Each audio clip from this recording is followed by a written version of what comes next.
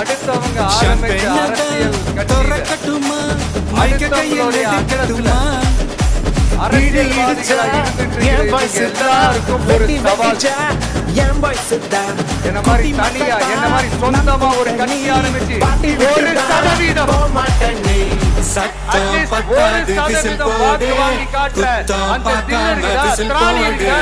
ரத்தம் பத்தட்டும் விசில் போடு நம்பி நண்பா 30 வருஷமா மக்கள் இயக்கமா இருந்து இன்னைக்கு மிகப்பெரிய ஒரு அரசியல் கட்சியா ஆட்டோமேட்டிக்கா விசில் போடு விசில் போடு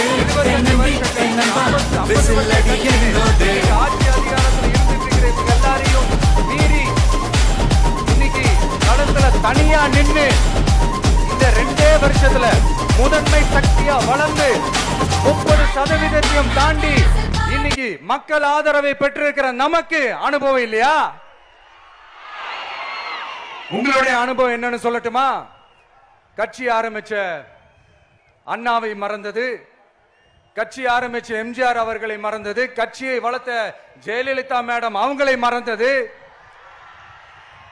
இவங்க எல்லாரும் சொன்ன விஷயங்கள், பேசின விஷயங்கள், எதையெல்லாம் ஃபாலோ பண்ணணும்னு சொன்ன விஷயங்கள் எல்லாத்தையும் மறந்தது. இவங்களுக்கு நமக்கு அனுபவம் இல்லையா? நமக்கு அனுபவம் இல்லதான். கொள்ளை அடிக்கிறதுல எங்களுக்கு அனுபவம் இல்லதான். அதெல்லாம் எங்களுக்கு சுட்டு போட்டாலும் வராது. இந்த கொள்கையை பேருக்கு மட்டும் வச்சுக்கிட்டு நேரடியா சரண்டர் ஆகிறது, மறைமுகமா சரண்டர் ஆகிறது, இந்த மாதிரி அனுபவம் நமக்கு இல்லதான். அதுவும் நமக்கு சுட்டு போட்டாலும் வராது. மக்களை நேசிக்கிற நல்ல குணம் இருந்தா போதும்யா.